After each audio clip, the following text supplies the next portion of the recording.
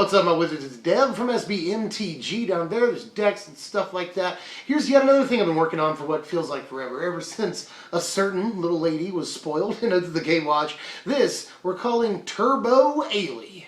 What is this? Well, this deck is basically focused on getting as much life as fast as possible. Every single one of our creatures is devoted to gaining us life in some form or fashion, and we're running some removal, some of which also gains us life. So we're very sort of one track here. We got, single-minded, but works out pretty well, especially when you get that 30 life, or get to the 30 life mark that you need to get to activate Ayli's second ability. Things get out of control pretty darn quick. So let's take a look at what we got brewing here for you. 25 creatures, as previously mentioned. All of them have some sort of feature that allows you to gain life, starting with 4 copies of Jaddi Offshoot, our only 1-drop creature in the deck. He's incredibly important. He's sort of one of the entire reasons to play green, him and Siege Rhino, But Jaddi Offshoot is an incredible 1-drop. We already see that some pro players like Jaddi Offshoot in certain decks, We saw it a lot in Red-Green Ramp towards the beginning of the season. That was cool. And Jaddi Offshoot is a great blocker in the early game, So just a great creature to get things started. When you sack it to Ayli, you get 3 life out of its toughness. That's cool, and it only costs you the 1 mana. It's done a lot of blocking for you at that point, and probably gained you 3 or 4 life. So everything Jaddi Offshoot does is exactly what the deck is looking for.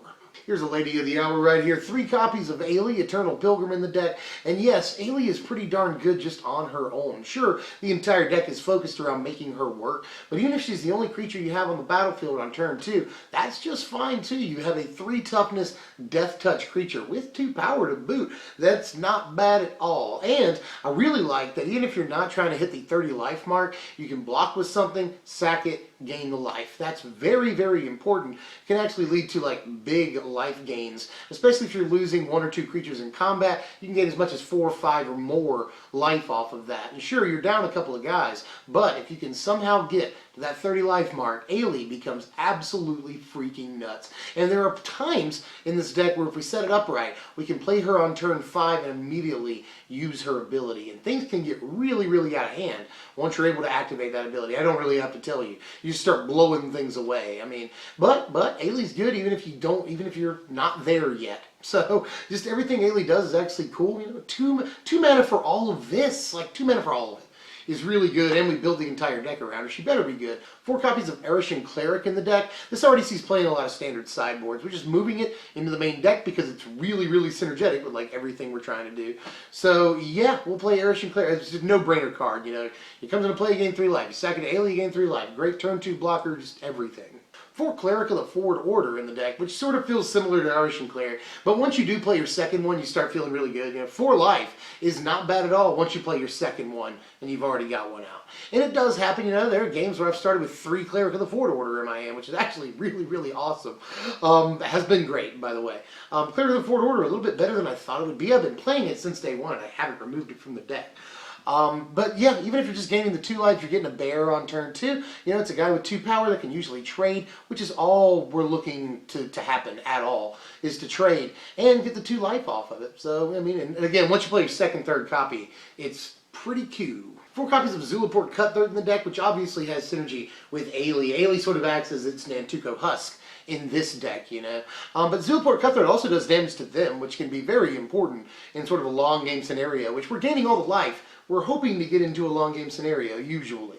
So there is that. But Zulaport Cutthroat can deal as much as 8 to 10 damage over the course of the game for us. And there are times where we're just trying to get to 30 life and we'll sack 4 dudes in the same turn just to get there in the very late game. Zulaport Cutthroat will do 3 or 4 extra damage in those situations, and we'll gain extra life off of it too. And gaining just that 1 extra life off of an Ayli activation can sometimes make the difference, especially if we're activating her more than once in a turn, like I said. So Zulaport Cutthroat just goes too well as a great 2-drop for us, and sure, it doesn't block or anything, but it's going to gain us a lot of life over the long game, and it's going to get in some damage, something that we actually need in the deck. There's not a whole lot of offense, even though we're playing 25 creatures.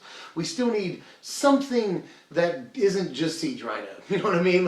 Siege Rhino can't win every single game. So, and the idea, by the way, as far as a win condition, is to get to the point where we can blow away all their creatures with Ayli and then just swing in with our small guys. It's not always incredibly reliable because we won't always activate Ayli's second ability. We won't always turn it on. But Zulaport Cutthroat can do a lot of extra incremental damage over the course of the game and really help cinch it up for us. For Siege Rhino, I was just talking about you, buddy. Siege Rhino is Siege Rhino. I mean, of course we're playing it in this deck. Very, very solid threat later on in the game. Gives us a pretty good win condition. Drains 3 when it comes into play. That's life. That's exactly what we're looking to do. We're playing in this colors. We're looking to gain life. We need solid threats. Siege Rhino, this is the one for you, buddy. One copy of Wingmate Roc in the deck, and yeah, we're playing this for a couple of different reasons. It's yet another solid threat that we can usually activate the raid on very easily, and it's good to have something with evasion, something that flies, and can block flyers, by the way. But not only that last line of text that doesn't really get too much attention usually is actually really important in this deck, you know.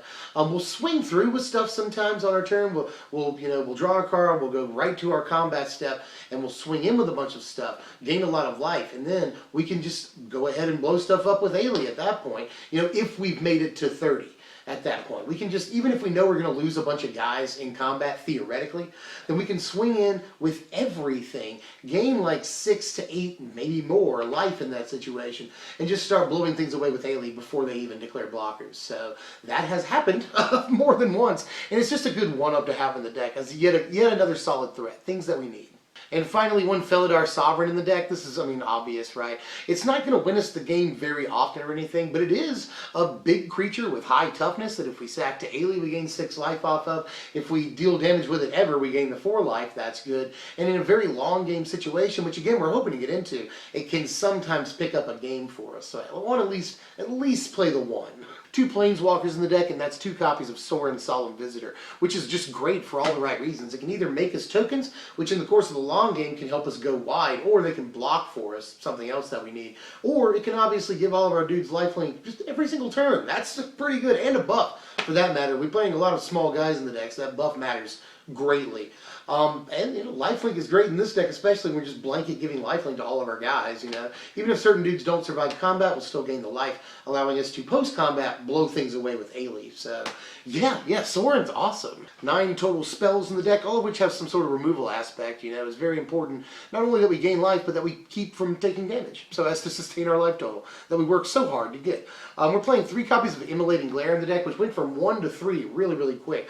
Was playing Grasp of Darkness in the deck, but I didn't want to make double black that reliably in the mana base. So we went with Immolating Glare, and it's been great. We only actively care about creatures that are trying to attack us anyway, you know. So Immolating Glare has been a great addition to the deck as far as removal goes. Instant speed, only costs the 1 colored mana to cast, so Glare's good. 2 copies of Abzan Charm for reasons, you know. Any creatures that are big, we want to get rid of, and Abzan Charm's really good at doing that. Gets rid of the creature forever. We don't have to worry about it because we can't jump block forever. Got to take care of the big guys. It can also make our small dudes a little bit bigger, or in a pinch, can draw us cards. That's, even though we're taking some damage there, losing some life, it's really not that big of a deal. And to finish off the spells here and the main deck, 4 copies of Harsh Sustenance, which is actually really good. I've been waiting to get to this card because I'm sort of excited about it. I've always wanted this card to have a place, and yeah, Fate Reforged is rotating in like a month and a half. But who cares? Harsh Sustenance is really good in this deck. We're playing 25 total creatures. That's an awful lot. So we're able to Harsh Sustenance for 3, 4 a lot of the time, and kill slightly bigger guys pretty easily, and gain some dang old life off of it. So Harsh Sustenance has been really good in the deck. Like I can't really tell you how good the card has been. We can take out smaller dudes, and even guys up to a Manus Rider or an Anafenza later on in the game. We can take out literally anything in the format except for like an Ulamog or a Kozilek, you know, the biggest dudes. But we can even take out like Siege Rhinos and stuff later on in the game. So Harsh Sustenance is great, and it's really good because we not only remove a threat, but we gain a bunch of life at the same time. That's a good combination. 24 lands in the deck, and I really wouldn't mind adding a land, to be honest with you, but we're gaining a lot of life. We're going fairly long. We'll be able to find our lands most of the time. But we're playing Jaddi Offshoot and stuff. That's another reason to play more lands. So I want to add a land. I just don't know what to take out. Maybe 1 Immolating Glare. I could see doing that. But we need our removal too, so it's a tough choice, you know. But we're playing, you can tell, a bunch of gain life tap lands in the deck. That's just because we want to gain all the life, and we don't want to spend all the money in this like $40 or $50 deck is what I'm aiming for. Also, the last thing I'll talk about here, actually I want to mention Blighted Steppe is freaking amazing. I wouldn't mind it being a 4 of. But we're playing 4 forests that might jump out at you. We're playing less green cards, fewer green cards. in any other color in the deck. Why are we playing so many basic forests? Well, you'll notice that we're playing both Shambling Vent and Scoured Barrens. That's a lot of black and white sources compared to the amount of green sources we have, so that sort of helps balance it out. And we need a green source on the first turn very often, more than we need any other source on the first turn. Matter of fact, we don't need any other source on the first turn. So we need a green source on the first turn so we can play Jaddi Offshoot as often as possible. That's why there's so many forests, in case you're wondering. Here's the sideboard for you right here. A lot of these cards are all-stars. Pulse of Murasa could have been in the main deck, but I just didn't know what to take out. It's just been a fantastic card on the side. I've already talked about how much I love Pulse in a recent video. Feed the Clan has been great, and yes, Siege Rhino can activate it. It's 10 life thing. And Wingmate Roc with a counter on it can do that too, plus Felidar Sovereign. There's multiple ways of doing it. But even if you're getting just a 5 life, that's pretty fine too, against aggro decks. Master of the Unseen has been very good, and I'd like to up the number of copies of that, because that card has been awesome. Virulent Plague we need against the onslaught of tokens decks that we see coming out. And again, I wouldn't mind making that a 2-of in the board either. And Despise is in there against, mostly really against Ulamog-based decks or Eldrazi Gramp and things like that, so we can get those things out of their hand way before they have a chance to play them, because we're trying to play long, but if we go too long, they're going to drop an Uli and they'll be done with us. It's over at that point. So we've got to be able to take away that option somehow.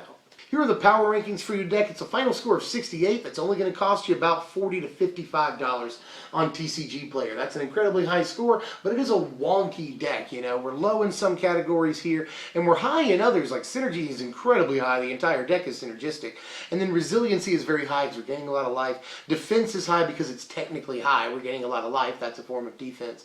So I would say that the real score of this deck is somewhere really closer to 65 or 66, but the score looks inflated because we're so good in certain categories. That's all I got for now. Let me know how you felt about it. The deck gains life very, very fast, and it looks like it might be thin on its first couple of turns, but we've got all the plays on our first 2 or 3 turns. You know, there's many different ways of combining cards to gain a ton of life very, very quickly throughout the first 4 turns, really. So try it out. Let me know how you feel about it. Take it up to F&M. I think it's a great deck for that. So I'm really excited about it. I've been playing the deck for like 6 or 7 weeks now. Like, it's undergone a lot of changes, but overall finished product, I'm really excited about it. I think the deck could actually do a little bit of work, especially at the local level. What are we doing next time? I'll go ahead and transition into that. I should do Black-White Allies. I just didn't want to do a deck that had like Gideon's in it twice in a row, you know, so I postponed that. And I've seen a lot of support for land destruction in the comments lately, so I've already got that drafted up and I've gone through it a couple of times, but I haven't played any games yet. And there's a lot of stuff that other people are excited about. Let me know what those things are, and I will get to it. If you enjoyed the content, like, share, comment, subscribe, do all the YouTube stuff that the YouTube people ask you to do, or you can check out any of these videos I've also worked pretty freaking hard on, and are also pretty decent decks, I say. A humble brag. Anyway, as usual, I'm Dev from SBMTG. Thanks for watching, my wizards. Is Ziggy still back there? Yeah, Ziggy's still back there.